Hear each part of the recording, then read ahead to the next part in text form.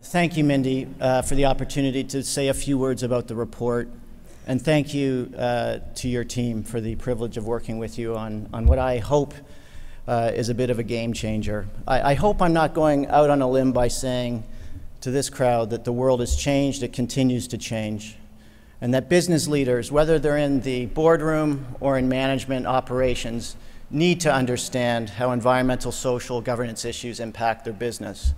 The risks that have to be managed, and as Mindy alluded to, there are opportunities that can be seized, which will be increasingly important as U.S. corporations compete in the global marketplace.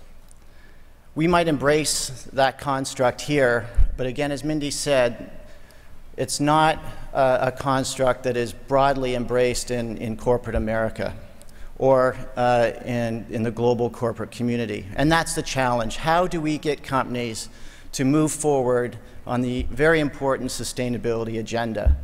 Well, my hope is that the Road to 2000 and the roadmap that preceded it can help us do that.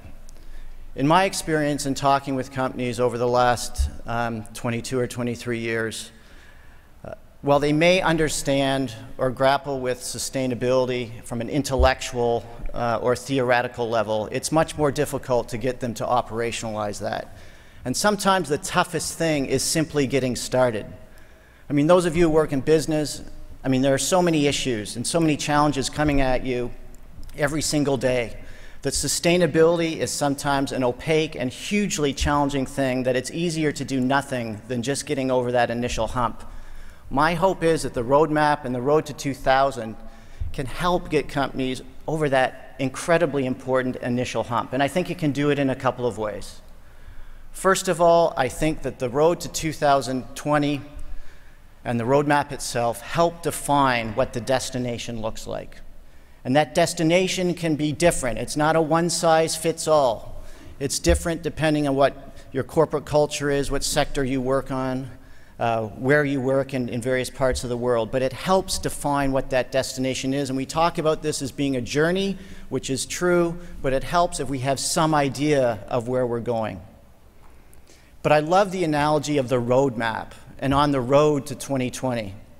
But this is not like a GPS that screams out at you that you have to turn right in 50 feet or 50 meters if you're Canadian, because it gives you the impression that there's only one way to get from here to there. I look at this report and the roadmap that preceded it more like that old Rand McNally atlas that we used on the road trips, an old-fashioned map. You have your destination, but what's really clear is there's a lot of different ways to get there. And one way isn't better than another. And you can stop along the way and you can change your journey along the way. And that's what sustainability is all about. Again, it depends on your corporate culture. It doesn't mean you have to do it like your competitors or your other corporate colleagues. Many things can factor into your decision, and I think that the Road to 2020 helps articulate that, and I hope it helps companies get over that initial hurdle. I hope another thing that this report does is it celebrates leaders. Leadership was obviously critically important, and we, in this report, Ceres and Sustainalytics, talks about the leaders as setting the pace. These are the pace setters. You know, we simply don't have the luxury to waste scarce resources on reinventing the wheel. And so I hope that the stories that we've highlighted in this report help companies that are beginning the journey understand what they can do in a very simple way. They can beg, borrow, or steal. It doesn't matter. They can adapt what others have doing, but let's not waste resources on doing things that others have done. Let's just learn and move forward. And the best way, I mean, as I say, success breeds success. And we know that companies watch each other very closely. And if companies are being successful at integrating sustainability into their business plans and generating shareholder value for all those reasons, they will be emulated, they will be followed, and I hope the report demonstrates those types of successes. But finally, and it is a finally, I would be remiss if I restrain my comments to corporates. I hope that this report impacts a lot of different stakeholders, but I've spent my career on the investor side, and I think that this report is nothing less than a call to action for investors. Again, Mindy said, we have leaders in this room. We absolutely have leaders in this room. But again, I've spent the last 22, 23 years operating under a pretty simple premise, that investors have to integrate environmental, social, and governance parameters into their investment decision makings if they want to make fully informed decisions. If the world has changed for business, it certainly has for their owners and their investors.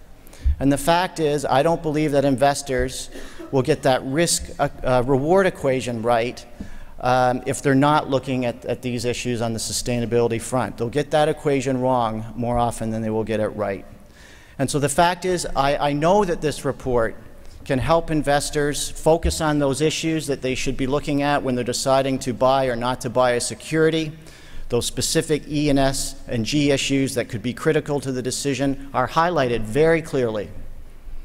Again, the pace setters and those that have a ways to go are clearly articulated. But what I'm also excited about is as we talk with investors to take on their rights and responsibilities as owners more seriously, there is a rich body of knowledge here and insights that can inform their engagement and dialogue with the companies that they already own. So I'm excited about this report. I encourage you to go to the website.